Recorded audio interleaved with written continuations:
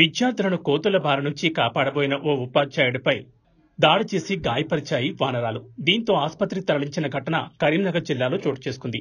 కరీంనగర్ జిల్లా హుజూరాబాద్ పట్టణంలో మనుషులపై కోతులు దాడులు చేసే పరంపర కొనసాగుతూనే ఉంది. రోజు ఏదో ఒక చోట మనుషుల మీద దాడి చేసి గాయపరుస్తున్నాయి. కొద్ది రోజుల క్రితం కోతుల దాడిలో ఇదే పట్టణానికి చెందిన సుదర్శన్ అనే ఉద్యోగి మృతి చెందారు. తాజాగా హుజూరాబాద్ పట్టణంలోని బాలికల ఉన్నత పాఠశాలలో హిందీ పండిట్గా విధులు నిర్వహిస్తున్న ఇమ్మడి సంపత్ అనే ఉపాధ్యాయుడిపై కోతులు దాడి చేసి గాయపరిచాయి.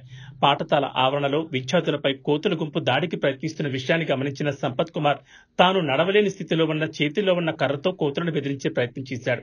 దీంతో ఒక్కసారిగా సంపత్ కుమార్ పై దాడి చేశాయి కోతులు. కోతుల దాడులు గాయాల పాలైన సంపత్ కుమార్ ను ఆసుపత్రికి తరలించారు. పాఠశాల ఆవరణలో ప్రతిరోజు కోతుల గుంపు వస్తోందని, తన మీద కోతులు దాడి చేయడం ఇది రెండోసారని అంటున్నారు. ఇకనైనా అధికారులు స్పందించి కోతుల బారి నుంచి విద్యార్థులను, పట్టణ వాసులను కాపాడాలని కోరుకుంటున్నారు. నా పేరు Immadi Sampath Kumar, school assistant Hindi, Huzurabad girls high స్కూల్లో పనిచేస్తున్నా. నేను నిన్న సుమారు 3:45 ప్రాంతంలో సాయంత్రం పిల్లలు బుధవారం చదువు పేరిట బయట కూర్చొని చదివిస్తుంటే కోతులు పిల్లలు గరవడానికి పైన దునికే ప్రయత్నం చేస్తే వాటిని బెదిరించడం జరిగింది.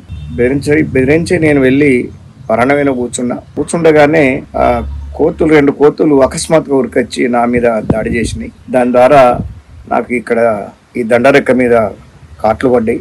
చుట్టూ అయిన తర్వాత స్థానిక ప్రభుత్వ ఏరియా హాస్పిటల్కి వెళ్ళి వైద్యం తీసుకోవడం జరిగింది. డాక్టర్లు సూచించింది ఏంటంటే 4 ఇంజక్షన్లు 4 డేస్కి ఒకసారి తీసుకోవాలి మీరు అని చెప్పంటే సరే అని చెప్పి వాళ్ళు నిన్న 2 ఇంజక్షన్లు ఇచ్చిండ్రు, పంపించిండ్రు. మళ్ళీ 23 గ్రాములు అన్నారు, తర్వాత 27 గ్రాములు అన్నారు, తర్వాత 31కి ఇట్లా 4 డేస్ కొట్టి 4 ఇంజక్షన్లు తీసుకోవాలన్నారు. కోతుల బెడద బాగా అయింది హుజూరాబాద్ పట్టణంలో.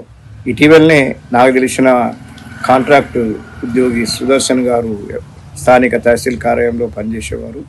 ఆయన గడవడం వల్ల ఆయన చనిపోవడం జరిగింది. నా మీద కూడా ఇది రెండోసారి ఈ పాఠశాలకు వచ్చిన తర్వాత కోతులు దాడి చేయడం అనేది. ఈ కోతుల బెడద నుంచి కాపాడడానికి అధికారులు చొరవ తీసుకోవాలి.